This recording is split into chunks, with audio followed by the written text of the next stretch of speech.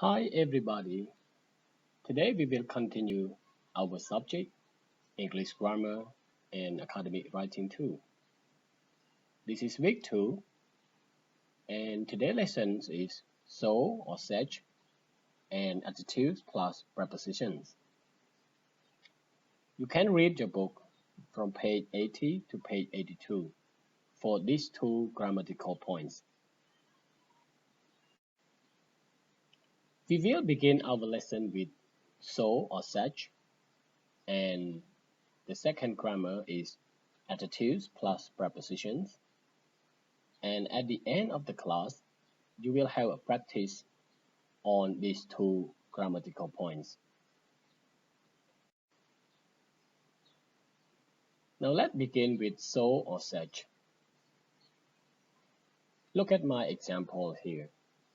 It's such a nice day. It's so beautiful. So what are the meaning of these two words?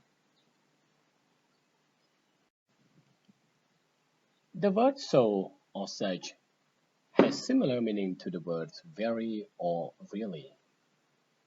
So you can say it is such a nice day, or you can say it is a really nice day or a very nice day. You can say it's beautiful or it's very beautiful. Now look at the red dress in this slide.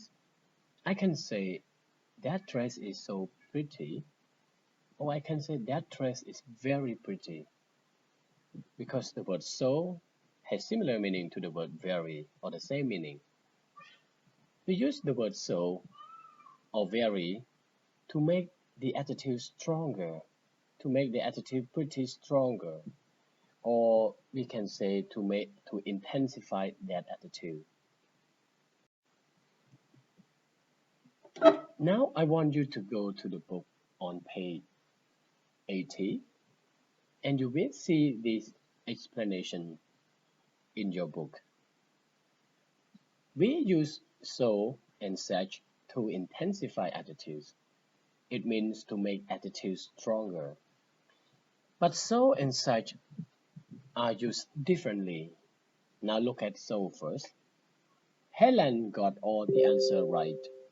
She is so clever. That means she is very clever. We use so before adjectives that do not have a noun after them, and before adverbs as well. Look at the examples below.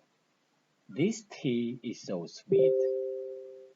Tom's feet are so big. Look at the examples below with adverb. They get up so late. Mary sang so beautifully. So we use so with adjective without noun after them. And we can use so before adverbs as well. If we look at such, we use such differently. Helen got all the answers right. She is such a clever person. It means she is a very clever person. We use such plus er or earn before an adjective plus singular noun. And we use such before a plural noun or uncountable noun as well. Now look at the examples below. It was such an amazing car. He has such big feet. That was such excellent food.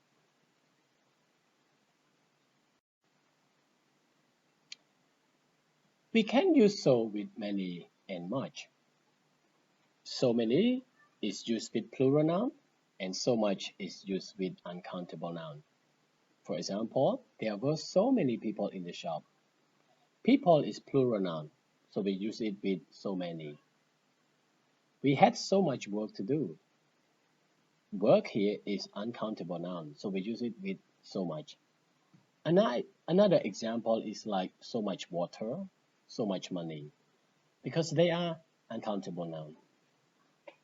We can use such with a lot of, with plural noun and uncountable noun. For example, there were such a lot of people in the shop. We had such a lot of work to do. Look at number 3. Sentences with so and such can also describe the result of something. That means we can add the result after so and such. Look at the example. It was so dark, but we can add the result. The result is that we didn't see him. So the full sentence is, it was so dark that we didn't see him. He arrived so late that he missed his plan. In this case, we can delete that by using comma. It was such a dark night that we didn't see him. It was such a lovely day. We went to the beach. We have just talked about so or such.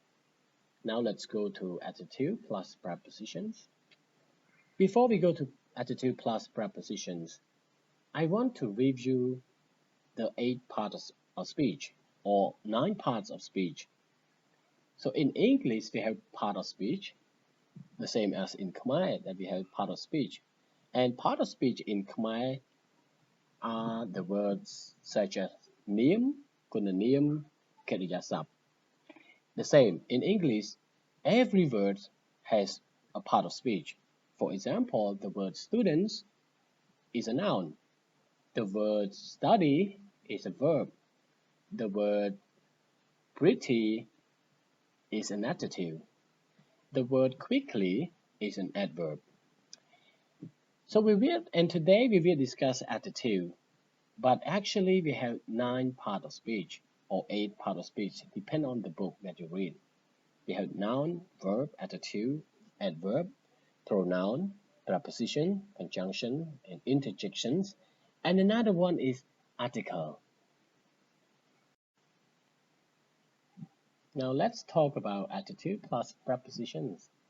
I believe you know a lot of adjectives, but sometimes adjective can have a preposition plus noun after them. So you need to learn about those adjectives and their prepositions. For example, I'm afraid of dogs. You can see that the adjective afraid is followed by the preposition of. And she's good at math. So the word good is followed by the preposition at. You can use it different way. She is good at English. She is good at sport. We have a lot of examples below. Afraid of, angry with, annoyed with, brilliant at, busy with, careless with, cruel to, famous for, fond of, frightened of. You can read all of these examples later. Now let's look at number 2. Some adjectives have a preposition plus ing form. For example, he was sick of washing dishes. I'm not very good at running. Robert is very fond of talking. Annie is used to working at night. And there are a few adjectives can have an ing form without a preposition. For example, they were busy getting things ready. It's no good worrying about the weather.